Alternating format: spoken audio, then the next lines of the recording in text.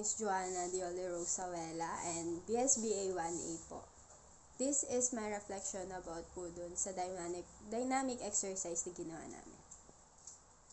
So, yung reflection ko po dun sa video na ginawa na dynamic exercise is, I think po na-exert or na-enhance po yung muscles ko kasi never do exercise po kapag morning or whatever.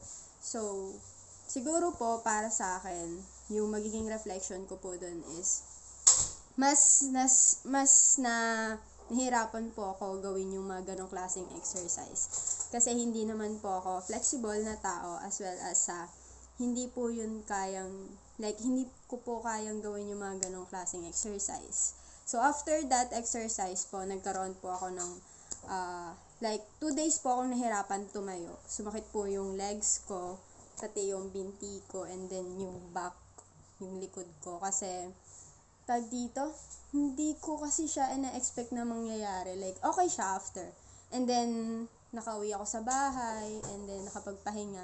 Then, kinabukasan, nahirapan po akong tumayo. Sumakit yung legs ko, parang may something sa muscle niya na naglalak every time na mag-move ako. So, hirap ako umakit tsaka bumaba ng hagdan. So, ayun. For me, yung naging reflection ko dun is siguro mas kailangan ko pang mag-exercise para mas masanay yung katawan ko na masanay sa mga ganong klaseng bagay. Kaya siguro nag-aano yung muscle ko kasi hindi po ako sanay sa ganun, sa mga exercise. So, ayun lang po yung reflection ko. Thank you.